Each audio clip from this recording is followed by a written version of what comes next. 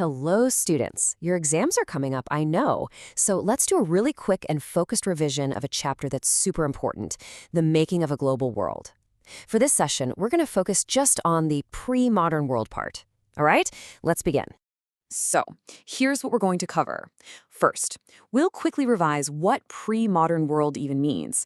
Then, we'll look at the early connections between people, talk about those famous silk routes, and see how something as simple as food traveled across the globe.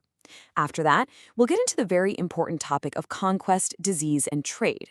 And don't worry, we'll end with a list of key points that you absolutely need for your history paper. All right, let's jump right in.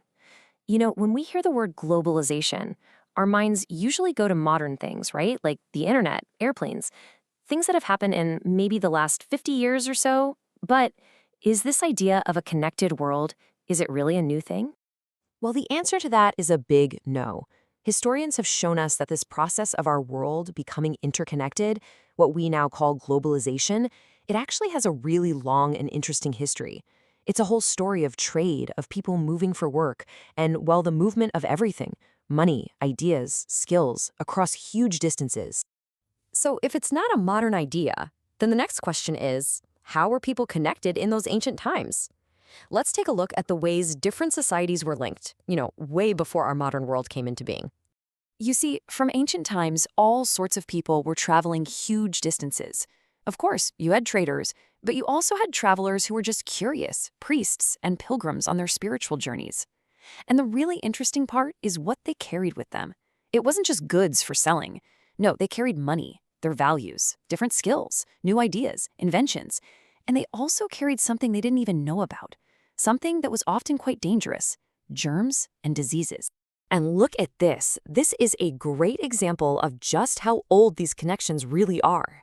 What you're seeing is a ship carved on a 10th century memorial stone from Goa.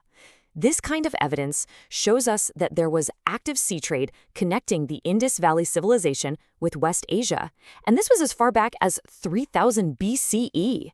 So you see, for thousands of years, the seas have been like these massive highways for trade and new ideas. Okay, now let's talk about something that is a very important topic for your exam, the Silk Routes. A good way to think about them is like they were the main arteries of the pre-modern world, connecting huge areas and allowing trade and culture to just flow. The Silk Routes are a fantastic example of this vibrant pre-modern trade. Take a look at this painting. It's from a cave in China, and it gives us a little peek into that world. It helps us understand that the Silk Route wasn't just one road. It was a whole network of routes, both on land and across the sea, that linked huge parts of Asia with Europe and North Africa.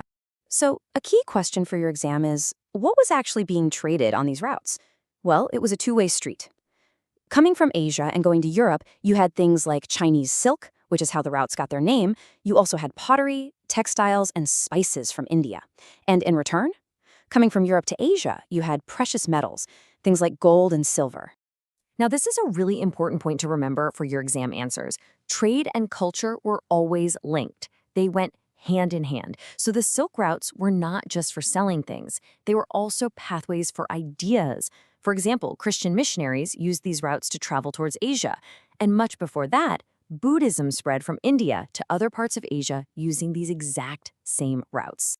Okay, let's move on to another great example of this global exchange: food.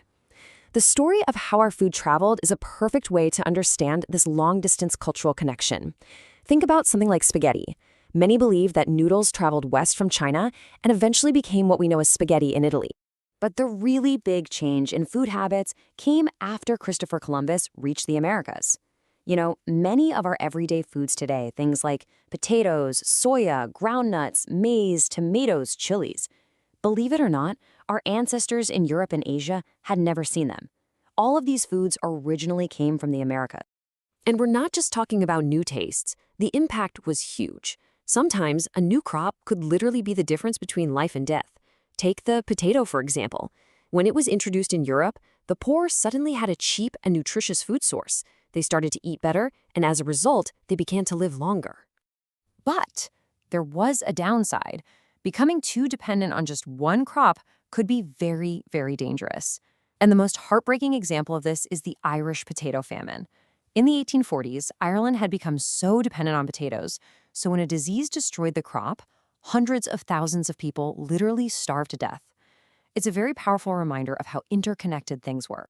All right, so this brings us to a darker side of all this connection. Starting in the 16th century, Europe's reach across the world began to grow really fast, and it wasn't just through trade anymore. It was also through conquest. Now, when you think about the Europeans conquering the Americas, you probably imagine big battles, soldiers with guns and cannons, right? But that's not the whole story. Their victory wasn't just because of better weapons. The Europeans actually had a secret weapon, and it was much more powerful than any gun.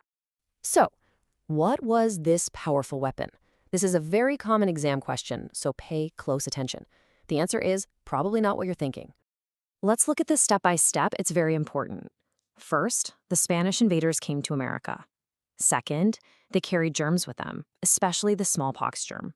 Now, third, and this is the crucial part, the people living in America had been isolated for millions of years. They had no immunity, no natural protection against these new diseases. So, fourth, the disease spread like a fire and it killed and weakened entire communities. And that leads to the fifth and final point. This made it very easy for the Europeans to conquer them. This quote from your textbook explains it perfectly. The most powerful weapon of the Spanish conquerors was not a conventional military weapon at all. It was the germs, such as those of smallpox, that they carried on their person. Please remember this cause and effect link. It's really useful for your long answer questions. So after the conquest, huge amounts of wealth, especially silver from mines in places like Peru and Mexico, started moving to Europe. This wealth made Europe richer and helped pay for its trade with Asia. And because of this, the center of world trade started to slowly shift from Asia towards Europe. All right, that was a lot, I know. So let's end with a final checklist. These are the key points that you must remember for your exam. So let's go through the must-remember points. First, globalization isn't a modern thing. It has a long history. Second, people in the pre-modern world were connected through trade and travel, and the Silk routes are the best example of this. Third, remember that trade routes were also routes for culture, for ideas, and for food. Fourth, the discovery of the Americas led to a huge exchange of new crops. Fifth, and this is very important, the European conquest of America was helped by diseases like smallpox because the original inhabitants had no immunity. And the final point, number 6, the center of world trade began to shift towards Europe. Please keep these points clear in your head. And just a final thought to leave you with. When we understand this pre-modern world, doesn't it change how we look at our own connected world today? It's a good reminder that our world has been getting smaller for a very, very long time. I really hope this revision has helped you. All the very best for your exams.